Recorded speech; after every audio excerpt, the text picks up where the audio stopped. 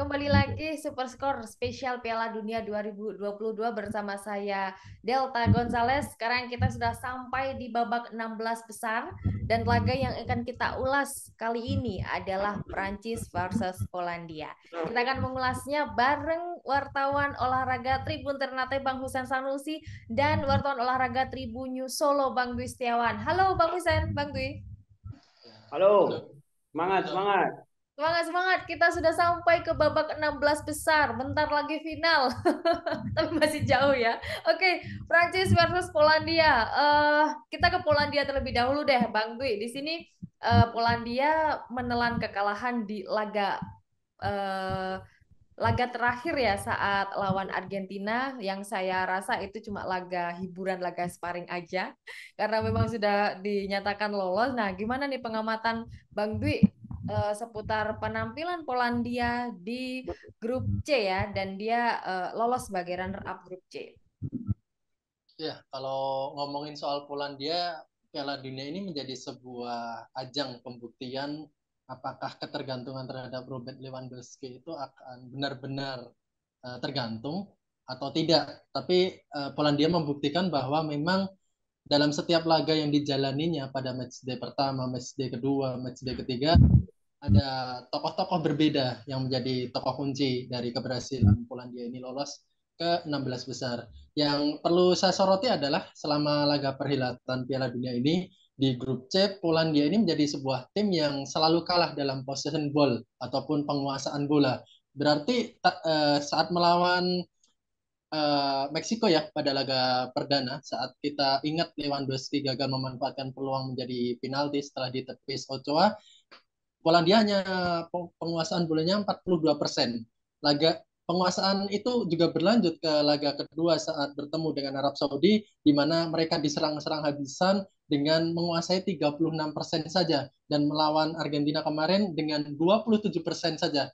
Dari sini ada sebuah hal yang menarik, di mana berarti Polandia ini menerapkan strategi di mana dia bisa memanfaatkan, dituntut untuk mengonversikan peluang sekecil mungkin untuk menjadi sebuah gol seperti yang kita lihat pada saat melawan Arab Saudi. Nah, Ya. ketika melawan Arab Saudi itu kan digembur habis-habisan dan akhirnya bisa menang ya 2-0, dan itu menjadi sebuah kemenangan yang sangat-sangat penting untuk kelolosan Polandia. Jadi kalau melihat dari permainan selama babak penyisihan grup, Polandia tergantung apakah bisa memanfaatkan setiap peluang walaupun kalah dalam possession ball, Tilda.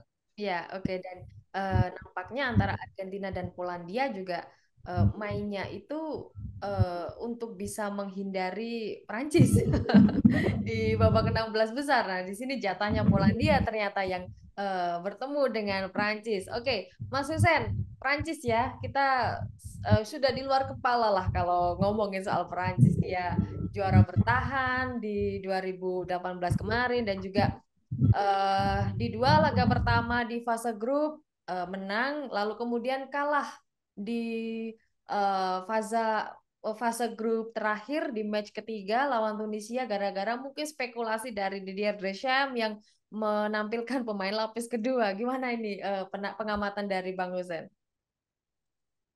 Ya, pada pertandingan terakhir melawan Tunisia, eh, itu bisa kita simpulkan adalah pertandingan itu coba-coba yang gagal yang Hmm. dilakukan oleh Deschamps. Jadi dia melakukan apa spekulasi-spekulasi yang saya kira sangat ekstrim sekali ya, di mana semua pemainnya dia ganti, dia sisakan satu orang si Varane yang apa yang dia pasang di pertandingan melawan Tunisia, dan hasilnya pun mereka kalah 1-0. Untungnya cuma kalah, cuma kebobolan satu gol karena dia di pada babak kedua langsung memasukkan kayak semacam panik gitu kan. Nah, ini sudah gagal betul ini gitu. Nah, kayak semacam panik, akhirnya dia masukkanlah si Mbappe dan pertandingan akhirnya berubah gitu kan. Ini artinya sebenarnya apa yang dilakukan oleh Deschamps itu ada bagusnya juga sebagai seorang pelatih yang memikirkan bagaimana timnya masih memiliki perjalanan panjang di Piala Dunia ini, sehingga dia memberikan waktu istirahat kepada timnya karena Prancis tidak memiliki waktu istirahat yang panjang gitu kan di Piala Dunia ini untuk menghadapi babak babak babak knockout. Tapi itu pun gagal. Untungnya kemarin kalahnya cuma satu ya, tapi nggak ada yang untung lah dari sebuah kekalahan itu. Uh, saya melihat Deschamps ini dia kemarin cukup berani ya. Dia yang awalnya itu pakem sepak bolanya Prancis itu kan dia bermain dengan 4-2-3-1, Giroud berada di lini depan. Tapi kemarin Giroud juga dicadangkan. Terus kemudian dia menerapkan strategi 4-3-3 dan ternyata itu gagal. Nah, ini artinya Prancis sebenarnya di pertandingan-pertandingan selanjutnya apabila mereka mampu menghadapi Polandia di pertandingan 16 besar, terus dia lolos ke babak selanjutnya, saya kira Prancis harus berpikir ulang, si Deschamps harus berpikir ulang untuk menerapkan strategi yang sama. Kalau dia hanya menerapkan formasi 4-2-3-1 di mana itu telah menjadi pakemnya dia dari sejak lama, itu kemungkinan akan mudah dibaca oleh tim-tim lain. Dan itu menjadi warning tersendiri bagi Prancis apabila mereka ingin menggapai cita-citanya mereka sebagai tim yang mampu mempertahankan juara Piala Dunia untuk pertama kali. Ya, oke. Jadi prestasinya di Prancis hingga detik ini adalah bisa mematahkan kutukan juara bertahan di Piala Dunia. Benar.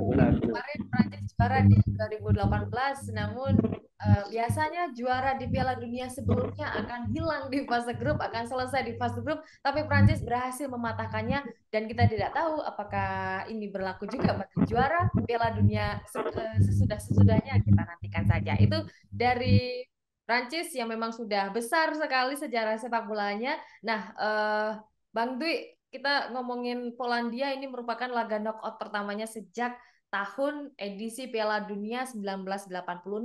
Lantas di edisi yang 2002, terus juga 2006 sampai 2018 pun Polandia ia hanya sampai fase grup. Nah, lantas bisa nggak ini antisipasi Polandia untuk tidak bisa demam panggung saat bertemu dengan Prancis karena Prancis juara bertahan loh.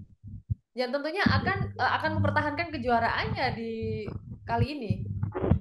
Ya, kalau berbicara soal laga melawan Prancis tentu akan menjadi laga yang super sulit ya, mengingat juga apa yang telah dilakukan Prancis sejauh ini menjadi bukti bahwa mereka juga mempunyai motivasi yang berlipat untuk bisa mematahkan kutukan juara bertahan itu sendiri. Dan fase pertama untuk mematahkan kutukan itu dengan lolos sebagai juara grup itu sudah sebagai pencapaian yang bagus.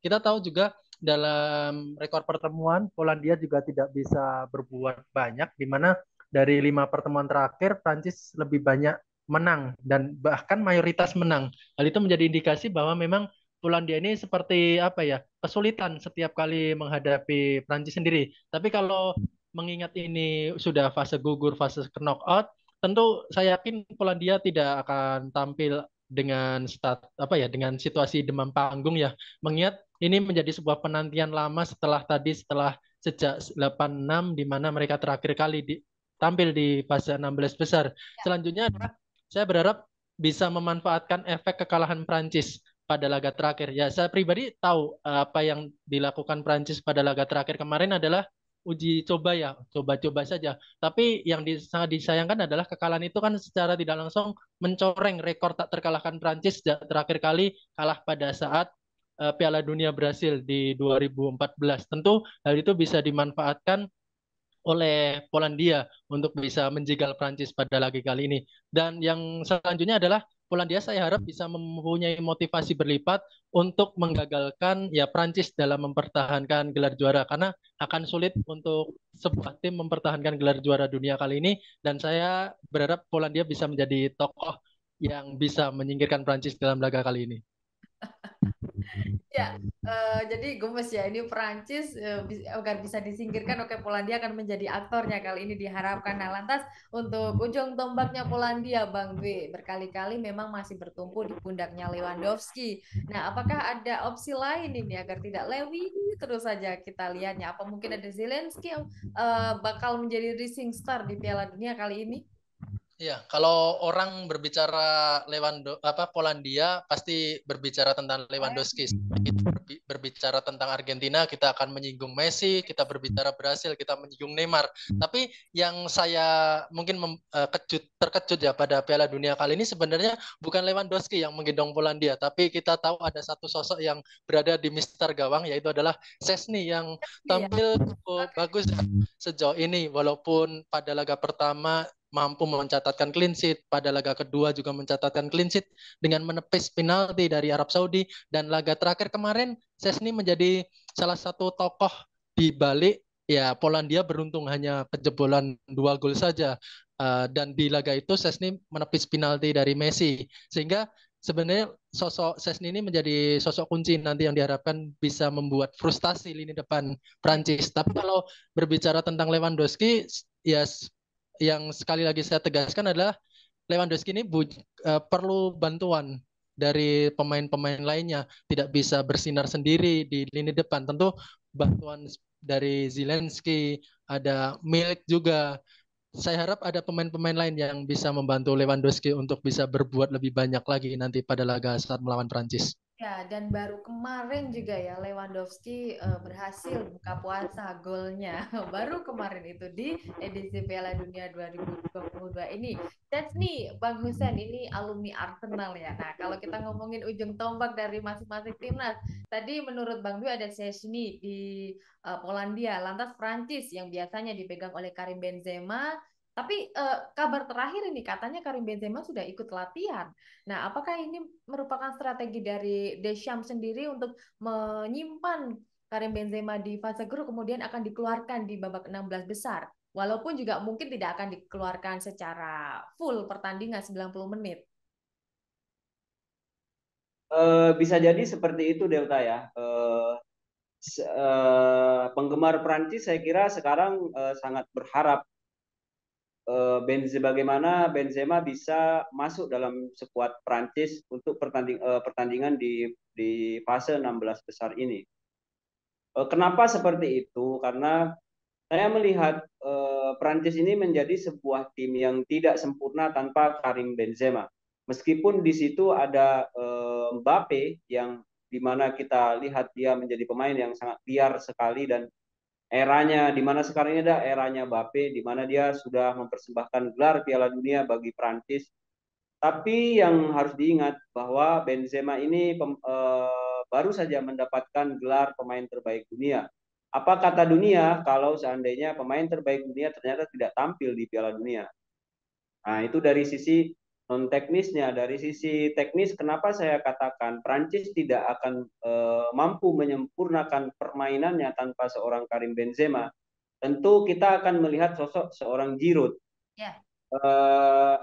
Apa yang membedakan antara Giroud dan Benzema? Kan seperti itu pertanyaannya. Kenapa ketika Prancis bermain dengan formasi 4-2-3-1 ditopang oleh Mbappe dan pemain sayap lainnya Antoine Griezmann, lalu di depan ada si Giroud atau Benzema gitu kan. Nah, perbedaannya sebenarnya apa sih perbedaannya antara Giroud dan Benzema ini? Yang membedakan keduanya adalah pada tipikal keduanya ya.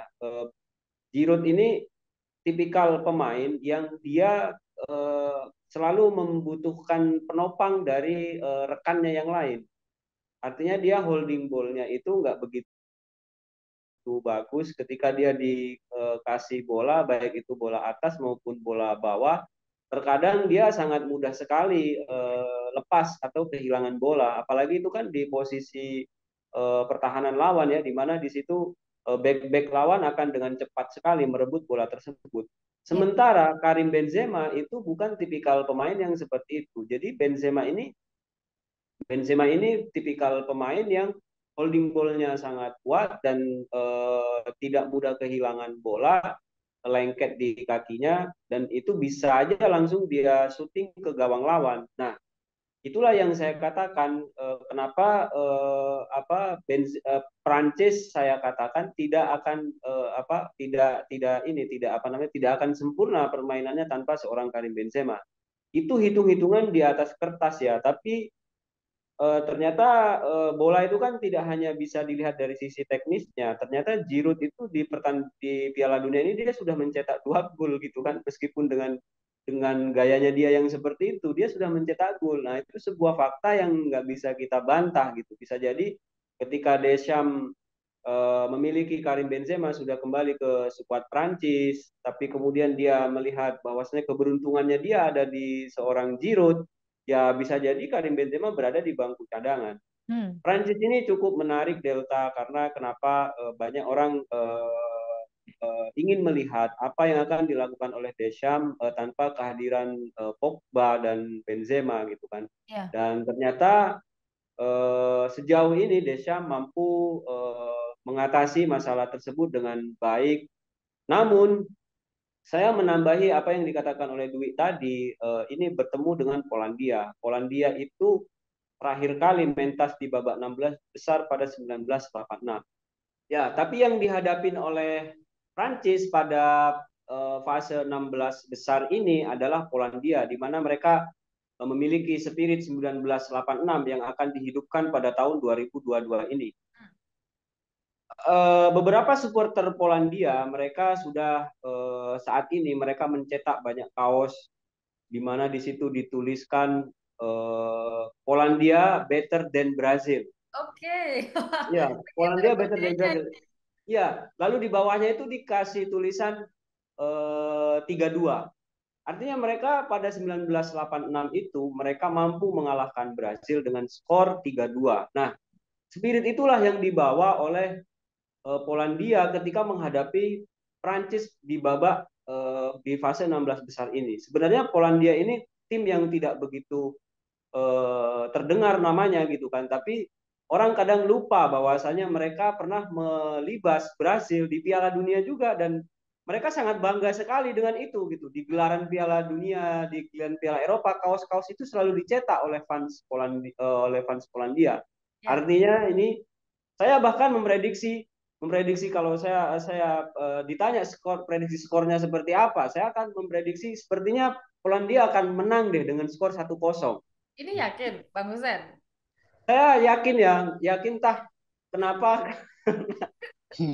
Ya itu semangatnya luar biasa ya Polandia, meskipun dari skill permainan juga jauh lah dibanding Prancis, tapi ini sepak bola Ya. apapun bisa terjadi dan kita berharap ada kejutan di pertandingan ini nanti. Ya, terlebih juga ini Piala Dunia 2022. Banyak banget kejutan-kejutan dari match pertama di fase grup. Apakah akan berlanjut kejutannya di 16 besar ini? Patut ya kita nantikan. Oke, tadi 0-1 ini Bang Dwi dari Bang Husen untuk kemenangan Polandia. Apakah sepakat kalau Polandia layak untuk menang kali ini? Ya, seperti yang saya sampaikan di awal tadi ya, bahwa saya juga merasa bahwa ini menjadi sebuah momentum bagi Polandia untuk mengulangi kembali keberhasilan mereka tahun 86 saat mengalahkan Brasil, di mana memang secara permainan oke lah Prancis di atas, secara skuad juga di atas, tapi pasti ada sebuah celah di mana Prancis akan bisa keteledoran. Apalagi kan mereka itu seringnya fullbacknya juga naik, barangkali sisi-sisi itulah yang bisa dimanfaatkan oleh kecepatan Zelensky ataupun nanti Lewandowski dengan penempatan posisinya. Jadi saya memprediksi, saya juga berharap bahwa ini menjadi sebuah momentum Polandia bisa seperti Kroasia yang mengejutkan Piala Dunia 2018, dan bedanya laga kali ini terasa bersejarah, di mana kalau Polandia bisa menyingkirkan juara bertahan itu tentu akan menjadi sebuah kenangan manis, terlepas dari sejauh mana mungkin nanti Polandia bisa melaju di Piala Dunia kali ini, Dilda. Jadi Ya. saya Itu skornya dicetak juga lagi nanti 1-0. kaosnya itu Dwi.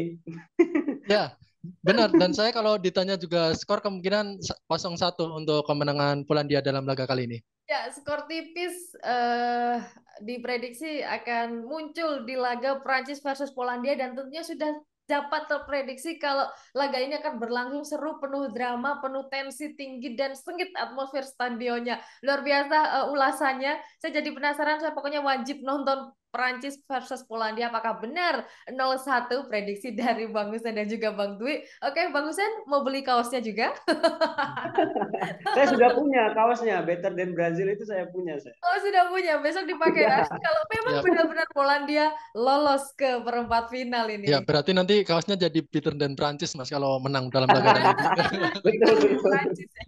Oke, seru banget dan Tribuners Prancis versus Polandia ini akan terjadi bertanding di Altumama Stadion pada Minggu 4 Desember pukul 10 malam waktu Indonesia Barat. Jangan lewatkan program Superscore spesial Piala Dunia 2022 yang akan tayang di YouTube Tribunnews dan Facebook Tribunnews. Terima kasih untuk Bang Husen dan juga Bang Dwi.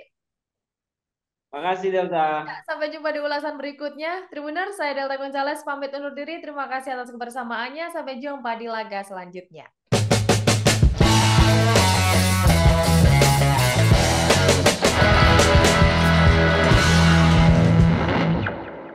Terima kasih sudah nonton. Jangan lupa like, subscribe, dan share ya.